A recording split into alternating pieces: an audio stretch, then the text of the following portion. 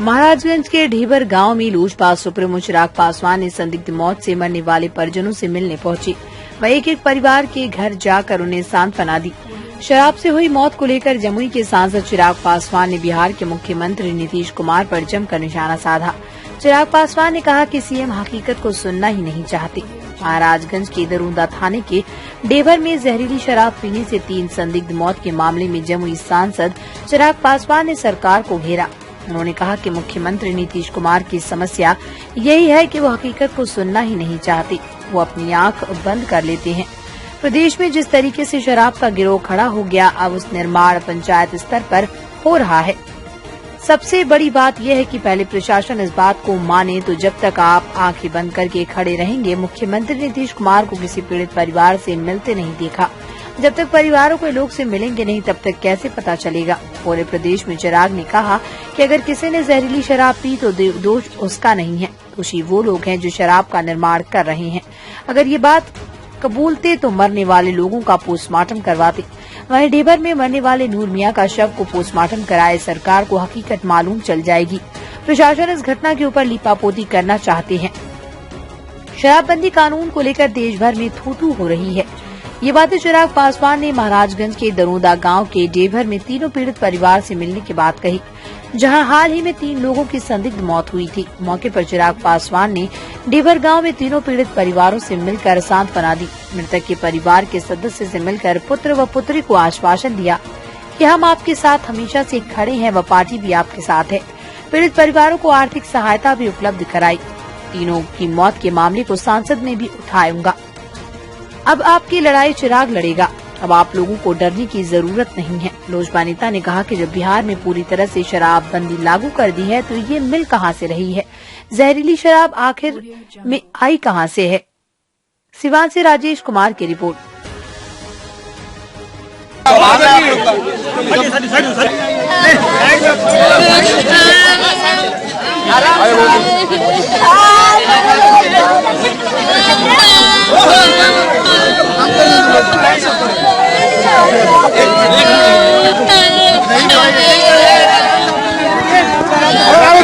हटिए ना, इनको आने दीजिए।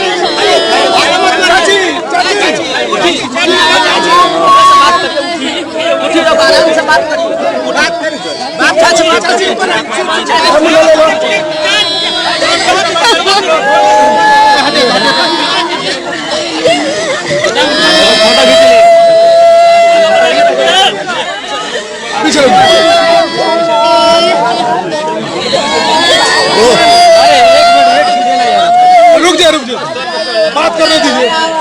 चाची चुप रही।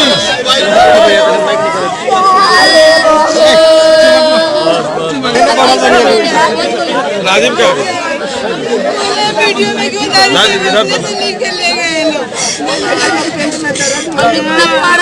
अगर आंख मूंद के बैठेगी तो खामोश तो हम नहीं ना बैठेंगे। हम ये इंतजार तो नहीं करेंगे। कल को भाई एक घटना घटी है, कल को बच्चों का पालन पोषण ढंग से नहीं हुआ, इनके साथ कोई घटना घट जाए तो कौन जिम्मेदारी लेगा? सर, शराबबंदी के लिए क्या कोई और कड़ा नियम लागू होना चाहिए? अरे प्रभु, मुख्यमंत्री को बोलिए शराबबंदी से बाहर निकलें, समझें इस बात को। सिर्फ शराबबंदी करके जब तक आप जमीन पर उतर कर नहीं देखेंगे, शराबबंदी बोलने से नहीं होती है। आप आकर देखिए कि शराबबंदी कानून में क्या विफलताएं हैं। हमको बता दीजिए, आप लोगों का कैमरा एक जगह मुख्यमंत्री नीतीश कुमार गए हैं क्या? एक जगह नहीं। एक जगह आप जाइएगा नहीं, आपको पता कैसे? भाई यहाँ पे आइएगा, इनसे मिलेगा, दादी से मिलेगा, बताएंगी ना कि कैसे मरा इनका बेटा। बोलेंगी कि भैया उसको क्या हुआ, कैसे हुआ, सीना में दर्द हुआ, पेट में हुआ, आंख जला। बच्ची बताएगी कि जाइए चाचा देखिए सामने वहाँ पे जहरीली शराब बना रहा है। तब ना वो पकड़ेंगे किसी को, या सिर्फ अपने एक अनन्य मार्ग में बैठे बैठे एसी की हवा खाते हुए उनको लगेगा कि शराबबंदी कानून धरातल पर उतर जाएगा। ऐसा नहीं होता भैया। बिहार के प्रधान है, बिहार पे ध्यान देने की जरूरत है उनको। तीसरे नंबर पे इसीलिए आ गए हैं वो। वहाँ पे बैठे हुए हैं, महज 1.5-2 किलोमीटर की दूरी है, सब बैठे हुए हैं चुनाव प्रचार के लिए। पर क्योंकि ये वो लोग वोटर नहीं है जो मरा, क्योंकि इसमें वोटर अलग होते हैं, जनप्रतिनिधि ही इसमें वोट करते हैं, तो उसमें कोई जनप्रतिनिधि मरा नहीं। तो इसलिए भागलपुर में किसी मंत्री, नेता, विधायक ने जाना जरूरी नहीं समझा। मैं बोल रहा हूँ यहाँ पे आप कल चुनाव घोषित कर दीजिए, लाइन नहीं लग गई सरकारी गाड़ियों की तो मेरा नाम बदल दीजिएगा।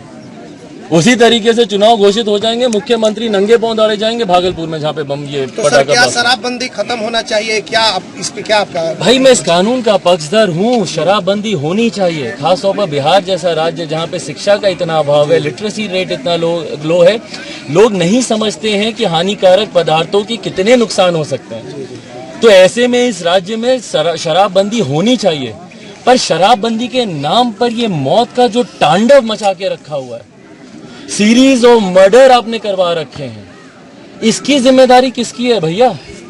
कौन जिम्मेदारी लेगा? कितनी और मौतों का इंतजार करेंगे मुख्यमंत्री नीतीश कुमार जी अपने एक अनन्य मार्ग से निकलने के लिए?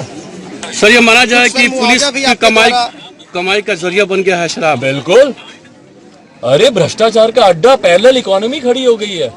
जितना सरकारी राजस्व नहीं आता था, रेवेन्यू नहीं आता था जब शराब खुली थी, उससे ज्यादा राजस्व ब्लैक मार्केट में आ रहा है। अब ये कौन सी पार्टी में या किस नेता की जेब में जा रहा है? भाई जांच का विषय है, हम लोग की जब सरकार आएगी हम लोग यकीनन इस पे जांच करवाएंगे। सर ये जो पैरेलल इकोनॉमी खड़ी हुई है, तस्कर खड़े कर दिए भैया, आयात होता है दूसरे प्रदेशों से, अवैध शराब का निर्माण होता है। बच्ची बता रही है भैया सामने, कहाँ पे कौन सी जगह, पर पुलिस नहीं जाएगी वहाँ पे। क्यों?